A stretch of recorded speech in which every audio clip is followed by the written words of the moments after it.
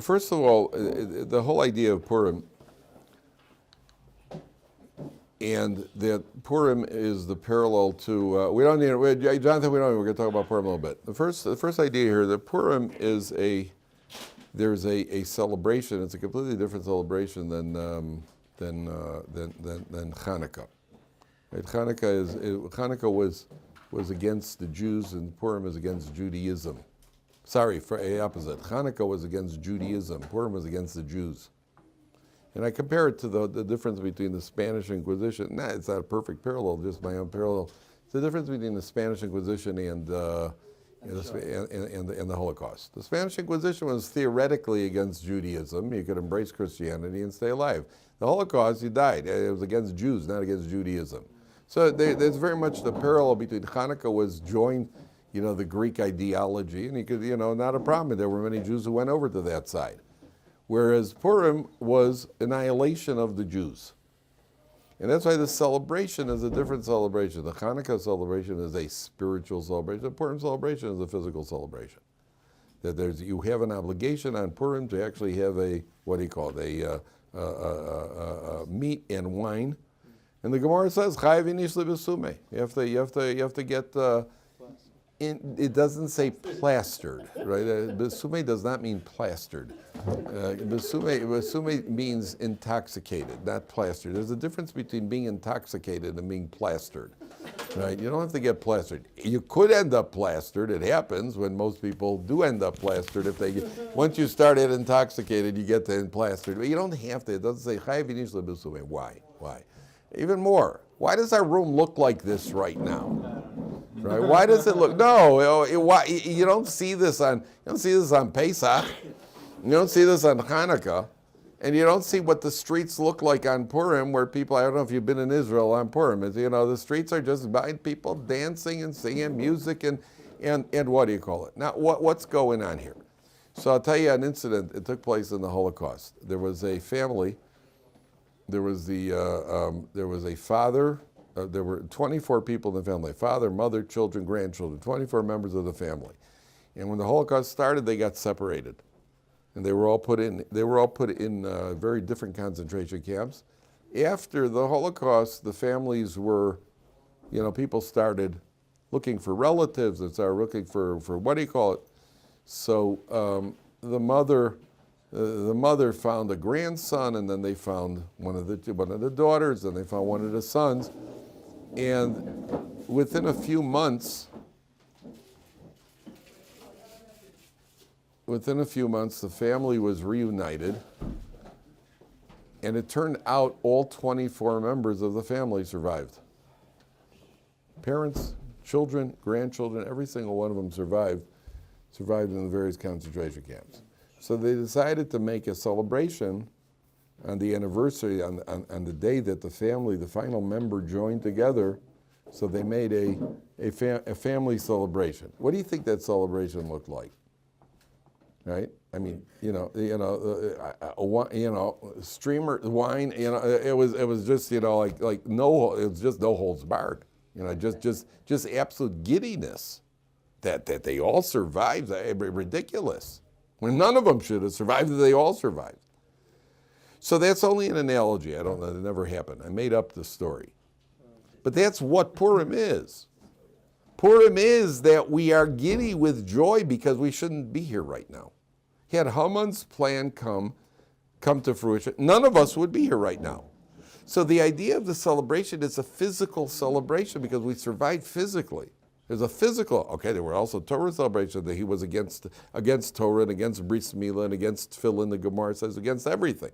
But at the end of the day, the celebration is the same way you would celebrate. Imagine the same way you'd celebrate if you were at a point where imagine a guy who's sentenced to death, and at the last minute he gets a reprieve. And not only gets a reprieve, he's free, you're free to go.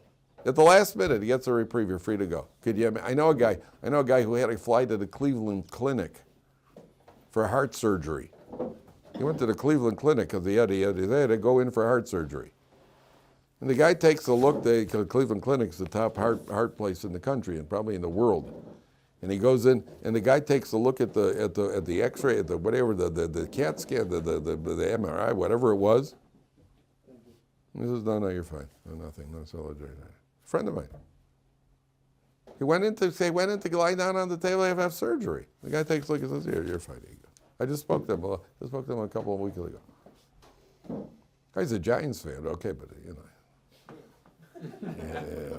not, nobody's a 10. He's not a 10. But football. All right, he's an arch nemesis. He's got issues. But at least this, he got off the. Imagine what the guy feels like. That's what Purim is. And therefore, what you see, even more than that, sometimes people get critical about Purim. Oh, look at the behavior. Look at how frum Jews are behaving, right? So I know there was a guy here in the yeshiva who became frum. So I said to him, what motivated you? What made you? And the guy was completely secular. He decided to become religious. I said, what motivated you to become frum? He said, Purim. I said, what was it about Purim that motivated you to become frum? He says, I saw that religious people could be normal too. Wow. That tells you something about what his standard of normal is, right? So if people are walking the streets and can barely walk a straight line, by him that's normal. Religious people can be normal. We had another guy here years ago. This was before. There's a guy who came here for about a couple of weeks, just checking it out. He wasn't interested. He was gonna leave Ohr Somayach, and he went to one of the rabbi's houses for Shabbos lunch. And after the chalt, the rabbi bends down. He pulls out a bottle of Jack Daniels. He says, "Wow, religious people drink Jack Daniels. I'm staying." Right? And he stayed, came from, right? Because you see the streets are full of yeshiva guys, all right? And do some of them go overboard? Yes, they go overboard, right? But it's because we know that, listen, on a college campus that's 24/7. Right? So here it's a bunch of yeshiva guys who are learning Tosos all year, and all of a sudden one day of the year they go, none of them punch each other out. And there was a guy in Lakewood. There was a what do you call it? An African American janitor in Lakewood. He said he's been in Lakewood. He was a maintenance man, an African American. He said he's been in Lakewood for 20 years. He says for 20 years on Purim he sees hundreds of yeshiva guys roaming the streets drunk. A few blocks away there are hundreds of seminary girls. And he says never once in 20 years has there been an inappropriate incident. He said, if it was me and my buddies, we'd be in prison by morning. That's what the guy said. So you see that, what have the yeshiva guys got a little, what do you call it? Yeah, I know what happened, but we don't, but Chazal said to do it. I'll get to you 1 second. The Gemara says, Chai v'inish lebesume. Because it's a physical celebration. That's the first thing we need to know. Yeah. Let's say by the Ohr Somayach Shabbaton, when they had it in Lakewood, and when they were recruiting, they were teaching everybody the halachas of drinking on Purim. If you remember, Jonathan, they were doing the halachas of drinking on Purim to show that Jews have fun, but you also got to do it responsibly and all that stuff. Right, and sometimes it gets irresponsible. But at the end of the day, it's not just about fun. It's because we're celebrating. There's something that we're actually celebrating here. Okay, number one. Now, a couple of points that you have to understand. The Gemara says, when Achashverosh took off his ring, and he gave the ring to Haman, the handing over of that ring did more to bring out tshuva for the Jewish people than 48 prophets and 7 prophetesses. Is that what you call female prophets? Prophetesses or prophetai? What's that? It works better in Hebrew, right? Navi and Nevios, right? But the thing is, I guess it's prophetize, prophetesses. Good. Whatever it is, there were 7 of them. And the Gemara says, handing over the ring. What does that mean? So I want to tell you something. When I was about 19 or 20 years old, so they had a show on TV called Scared Straight. Did you ever see it? Yeah. You saw it, Scared Straight? So I saw the very first episode of Scared Straight. This was a program where what they did was they took kids who were 17, 18 years old. They already had their brushes with the law. They brought them to a state penitentiary. And they brought this. I saw the first episode. I was about 19, 20. I was watching on TV. They bring them to they bring him to a state penitentiary. I'll tell you something about Sweden in a second. They brought him to the state penitentiary, and they line him up. Now these are tough kids, leather jacket. You know, they think they're hot stuff. Then they bring out these guys who are life prisoners. So the first guy comes out. One second, I'll tell you, this is remarkable. Listen, just listen. The first guy comes out, and he starts talking to them. He's a big guy, kind of a hard-looking guy. And he comes out and says, guys, don't end up in prison. I'm telling you, it's not cool. It's going to ruin your life. It's going to mess you over. Like, okay, gives his drasha. The kids are looking at him. Second guy comes out, also a lifer, and they make a deal with these guys. They'll, if they cooperate and do the programs, they'll give them better conditions in prison. Okay, so they finish with the second guy. And this guy, same thing, I'm telling you, stay in school, you're going to mess things up. Okay, and the guys are listening to them. They bring out the third guy, was a 6'6" African-American with one eye. And he comes out there. I remember, because I'm watching this guy at the end, and this guy looked afraid. He looked like Mr. T with one eye. And he comes out, and he started talking. He says, I want to tell you something. If you end up here, I'm going to rip you apart, limb by limb. I'm going to rip you to shreds. And all of a sudden, he walks over to the biggest guy on the end, the biggest, toughest looking guy. He puts his face right in his face. He goes, you're laughing at me. And the kid's like this, laughing. He goes, there's no guard here. You see any guards here? I could kill you right now on the spot. And the guy, like this, and the guy is looking at him like this. He's just like this, and all of a sudden he starts tearing. The guy is petrified. This is a guy who was going to be a gang member, and all of a sudden he's tearing on TV. They did follow-up statistics on these guys. There were about 20 kids there on the thing. Out of 20 kids in the next 2 years, one of them got a misdemeanor. Did worse in the next 2 years. One of them got a misdemeanor. I got arrested. These guys I got arrested for what do you call for jaywalking. Boy, once I got arrested for disturbing the peace. These guys got not a misdemeanor, 1 out of 20. It worked, scared straight. That's what happened over here. Achashverosh took off the ring. What's it all about? Klal Yisrael got to get put back into line. There's nothing like a little bit of, you need scare tactics. Nothing else is working. So there's scare tactics. So what happens? There's a decree against the Jewish people. Now here's the key part of the Megillah. Mordechai, they have the what do you call it? And the Esther gets selected, and she's in the what do you call it? And then there's Haman's decree. So Mordechai tells Esther, I need you to go into the king and plead for the Jewish people. I need you to plead. I told you what happened here at Ohr Somayach once, right, with Rav Schiller. I told you the story. Rav Schiller is the most fabulous speech I ever saw in my life.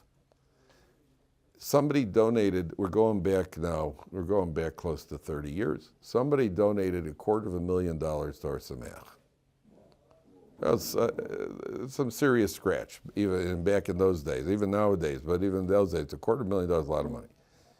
They had a assembly, they call it, in the old base medrash, the entire yeshiva got together and the family was there. We'll call them the Levin family. That wasn't their name, we'll call them the Levin family.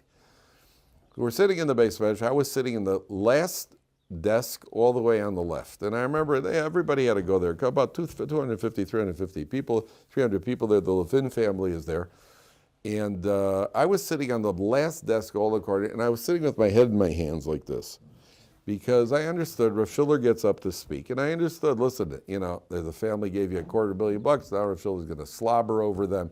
And I felt bad for him. My heart, here's a man there's Rav Schiller Sr. He was, he's a man who gave his life to the yeshiva to fundraise, and half the year he's on the road, and now he's got to get up, and I felt bad. I know this is going to be one of those usual things. So in all these events, there's always a presentation. You give the family a gift. What can you give somebody who just gave you $250,000? You give them a token gift. So Schiller gets up, I think it was right around Purim time. He says, okay, and to the Levin family, we'd like to present you with a brand new Megillah Esther, it was scribe written, beautiful Megillah Esther. He goes, and what does it say in the Megillah Esther? Right? In the Megillah Esther it says that Mordechai went to Esther and he said, Esther, I need you to go to Achashverosh and plead on behalf of the Jewish people. And as he started saying this, I'm telling you, I remember this, we're going back 30 years, I remember this like it happened yesterday. I was sitting like this, and as he started saying this, I started picking up my head like, oh, he's not going to do I can't believe he's about to do this. I'm thinking to myself, I can't believe he's about to do this. And Mordechai says to Esther, I want you to go in and plead to the Achashverosh on behalf of the Jewish people. And Esther, you have a chance right now. And if you don't do it, somebody else is going to do it. And at this point I'm thinking to myself, he's actually going to do this. he says, and so to the Levin family, we would like to say, thank you for having the foresight and grabbing the opportunity to help Ohr Somayach. If it wouldn't have been you, it would be somebody else. But you grabbed the opportunity and you had the foresight and the wisdom. And he didn't slobber. He didn't. He maintained his dignity. And not only that, he spoke the truth.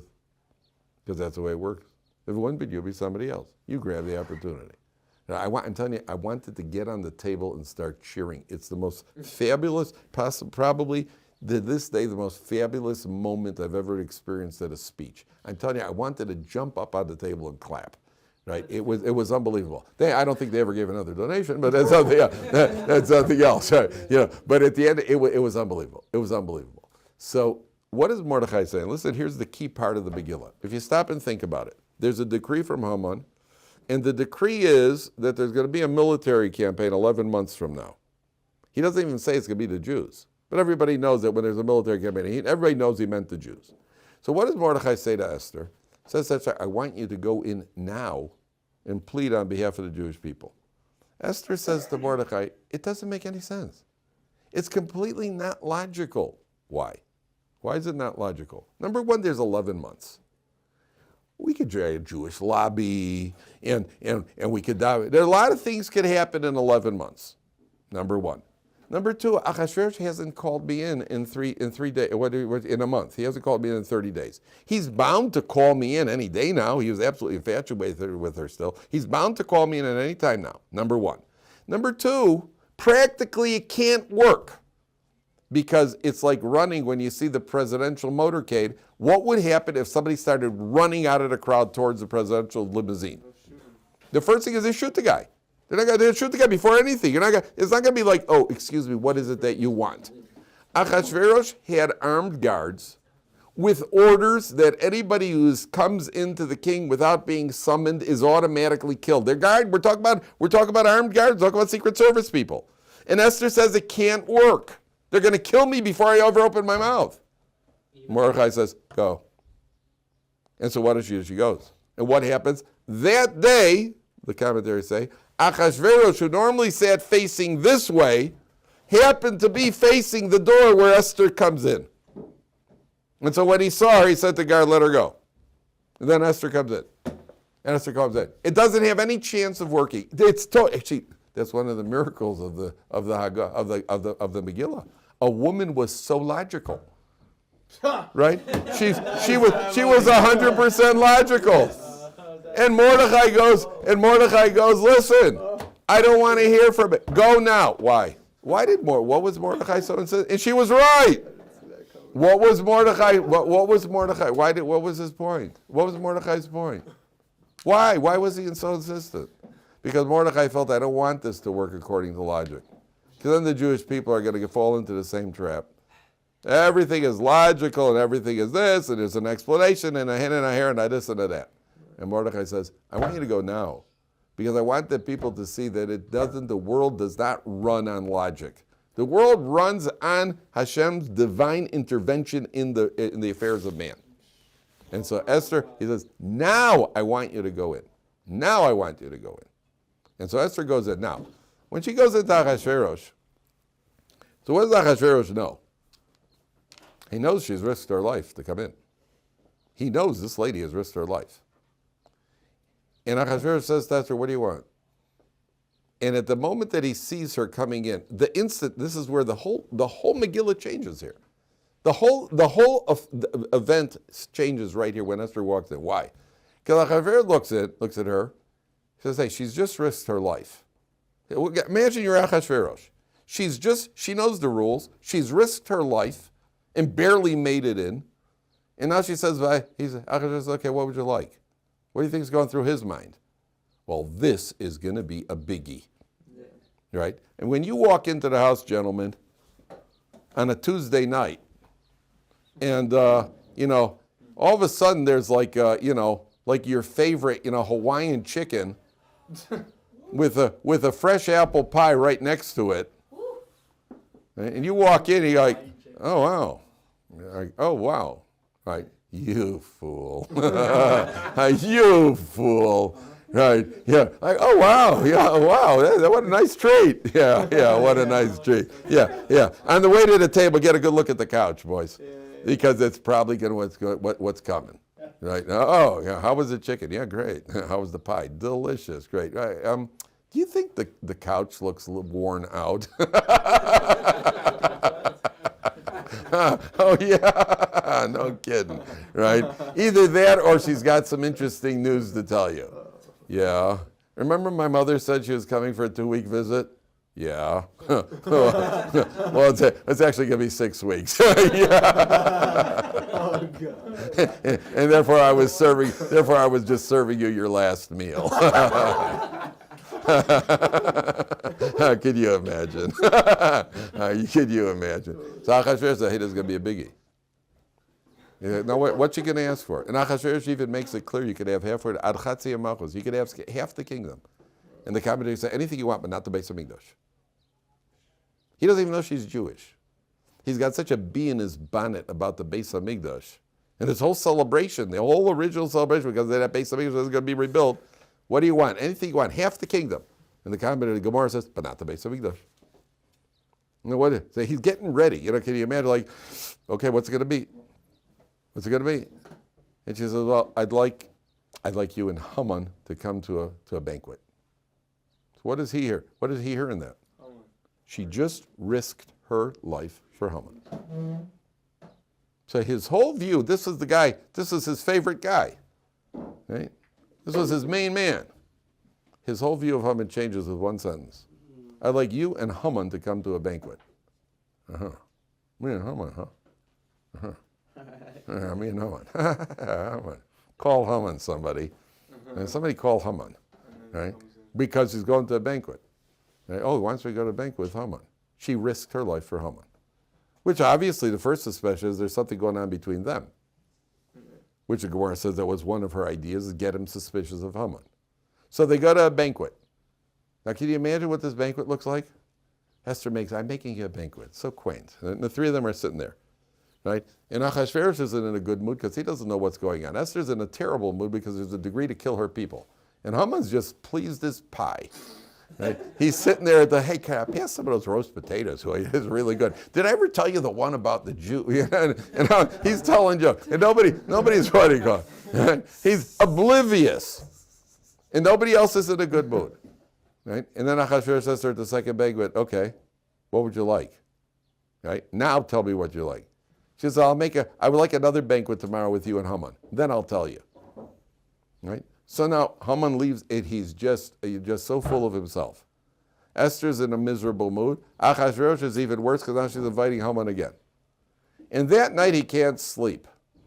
Why can't he sleep, gentlemen? Haman is in his mind because of Esther. And there's one of the midrashim says that he had a dream that Haman was standing over him with a sword. Okay, which begs another question.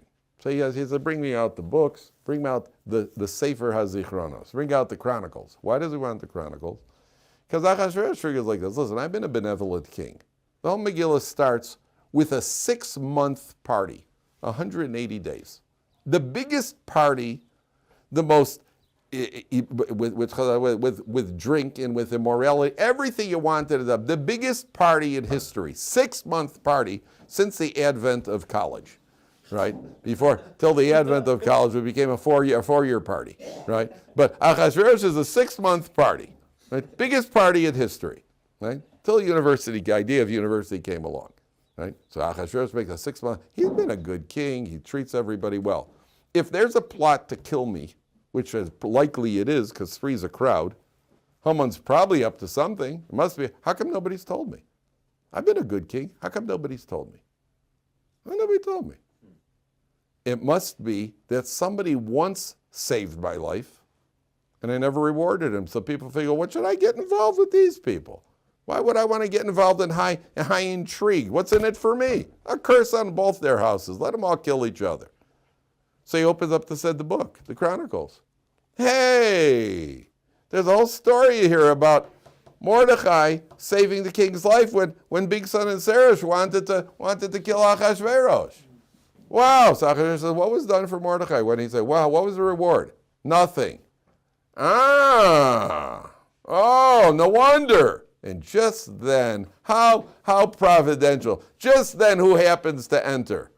Here's Haman. Oh, wow, this is terrific. Oh, terrific. Haman. Hi, Haman. Hi, how you doing, king?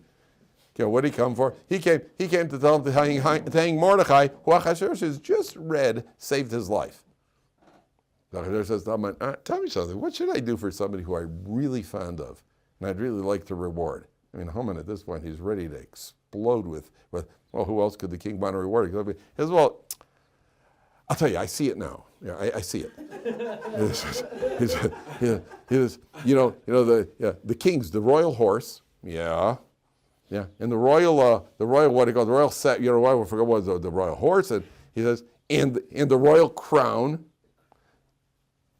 The Medrash says when he mentioned the crown, Achashverosh gave him such a dirty look. That he quickly dropped that. He said, just put him on the royal horse, and you have a parade, and you have somebody yell, this is how the king wants to reward a man who he's fond of. Achashverosh says, great. Take all those things, find Mordechai. Achashverosh says, there are a lot of Mordechais. The Jew, there are a lot of Mordechais named Jewish. A lot of Jewish Mordechais out there who's sitting, Hayoshev Bishar HaMelech, he's in the king's royal court. Don't leave any details out. Haman understands right now he's a step away from getting killed. Put him on the horse and give him a ride. And you yell it out. Why did Achashverosh do that? Why did Achashverosh have Haman? That's quite a fall. Dafka Haman? Why specifically Haman? Why specifically Haman? Somebody else could do it. What's that? But it's not enough, the anger. Achashverosh wants to make a point. He wants everybody to understand. If there is a plot to kill me and Haman's involved in the plot, you have nothing to worry about. Because people who save me are above Haman. Haman's down below. Haman's the guy. There's only one person who's higher, elevated than higher. Haman. It's anybody who saves my life. So if there is a plot, step forward. You got nothing to worry about Haman. I'll take care of you. That's the message he's communicating. Now, there's a bigger question here. Why did Esther wait? Why did she take two? Why did Esther need a second banquet? When at the second banquet, she says it's Haman. Why did she do it at the first banquet? What was Esther waiting for? Take her slow. She says, I have a banquet. Okay, I want to have another banquet. Why? What happened? The answer is that something happened between the two banquets. She saw a sign. She saw a heavenly sign. We can't read them, but Esther could. What was the heavenly sign? The heavenly sign is that she sees that Haman went down and Mordechai went up. At the point that she sees, okay, now the tide's turning. Now things are auspicious. Now the tide is turning. And Haman goes back from giving Mordechai a ride, he goes back and he's in a horrific mood. Now Haman's in a horrific mood. Why? Because number one, he had to give Mordechai the ride. Number two, what does the Gemara say? He was leading the horse. His daughter was up on the roof, and she had the what's it called? Well, it wasn't trash. It was the what do they call it? Chamber pot. The chamber pot. Yes, that's the chamber pot. And so then, so she sees that the guy's leading a guy around on the horse, and she figures, well, must be my father's up, and Mordechai must be the guy leading it. So she dumps the contents of the chamber pot, which is the second miracle of Purim, that a woman had such good aim, right? And she nails Haman, and Haman looks up, and as the daughter says, she jumps off the roof and killed herself. So Haman went home. He was both in a state of mourning, and he's depressed about Mordechai, and he's in the house fetching away. And all of a sudden, there's a knock on the door. Hi, party time, banquet. Time for the second banquet. And the Gemara says he didn't have a chance to bathe. He have a chance to get himself, how do you like that? Party time. Now nobody's in a good mood. Now you got the third banquet. Now nobody's in a good mood. Isn't that interesting? You see how the whole thing fits, boom, boom, boom. It's all a series of coincidences, what they call coincidences, right? But they're not a coincidence. There are no coincidences. And that's the whole miracle. That's why it's called Megillas Esther. Now let's go back for a second. The Gemara says Rabbi Akiva was giving a shir, and people were falling asleep. People were falling asleep. Rabbi Akiva, you can imagine Rabbi Akiva giving a shir, people falling asleep, even by Rabbi Akiva. So I don't have to feel so bad. So Rabbi Akiva was giving a shir, people were falling asleep. So he wanted to wake them up. So he said a shocker. Rabbi Akiva said, why did Esther rule over 127 provinces? She became the queen. Achashverosh, it says he ruled over 127. She becomes the queen. She rules. Why did Esther rule? Why 127 provinces? Says Rabbi Akiva, because Esther's a descendant of Sarah Imenu. How old was Sarah when she died? 127. So Esther was a descendant of Sarah Imenu, who lived 127. She rules over 127 provinces.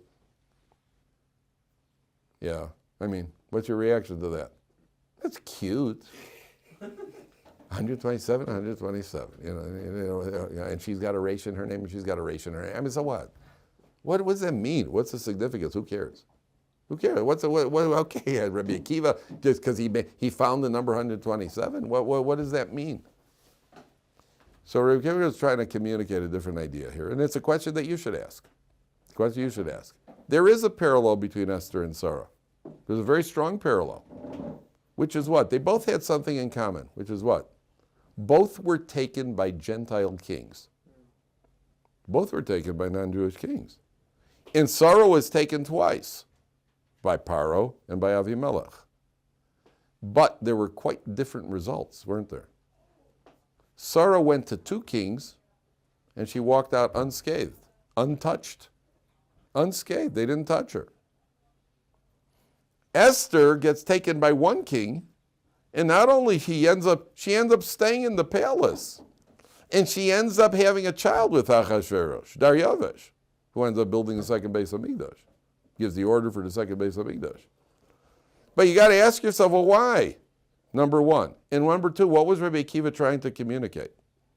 And the answer is that Rabbi Akiva was trying to communicate, don't you think by looking at the story, well, if Esther was such a tzaddikas, she wouldn't have had to stay with Achashverosh. That's a mistake. Esther was a massive tzaddikas. So if she was a tzaddikas, and she was no different than Sarah Imenu, that's what he's trying to communicate. The fact that they had different results, so that needs an explanation. Why were there different results? Why did she have to end up living with Achashverosh? But you who read the story, don't cast any aspersions on Esther. Realize that she's a tzaddikas like Sarah Imenu. So why were there different results? They didn't notice that. Would I ever wonder about that? That's why we look at all these kids' books on the Megillah. You ever see the kids? They have all these Megillahs with pictures. And in the final page, they see Haman is dangling there with his 10 sons. And then the final page is always Mordechai and Esther and Achashverosh are all doing like this. Have a happy Purim, everyone else smiling. So I want to tell you something. La Yehudim Ma'aseh V'Simcha, for the Jews, it was a tremendous celebration. For Esther and Mordechai were personal tragedies. Mordechai divorces Esther. He has to go off to Eretz Yisrael. They were married according to one opinion of Gemara. He goes off to Eretz Yisrael. Esther stays in the palace with the guy. And she's living with Achashverosh. She has a child with him. So for her, it's a personal tragedy. Why do they have to happen? So there are two opinions, two answers. One is the Jews who came back to Eretz Yisrael during that 70-year period of Kolos Bavel. This is the Babylonian exile. Then Ezra eventually brings them back to Eretz Yisrael. Mordechai goes with Ezra to Eretz Yisrael. There was a rampant intermarriage. There was rampant intermarriage among the Jewish people. And one of the commentaries says Esther is actually an atonement for the entire generation.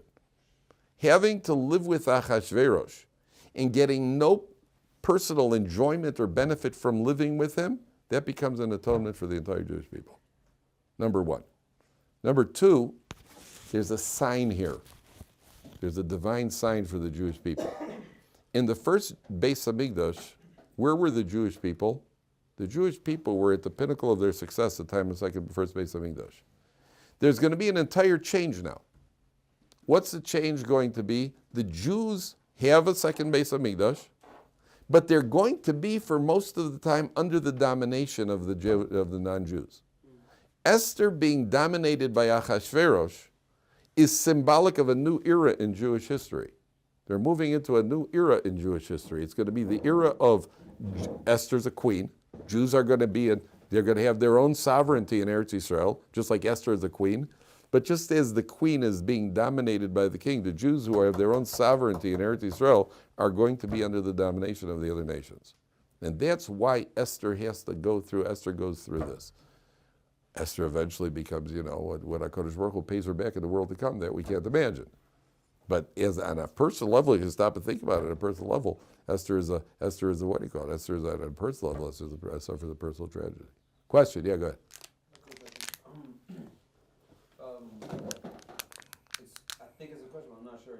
First of all, what did Achashverosh do to merit having his descendant build a Beis Mikdash, or was it just the fact, just like this? That I don't know. I don't know. What his don't know of any merit of Achashverosh. I don't know.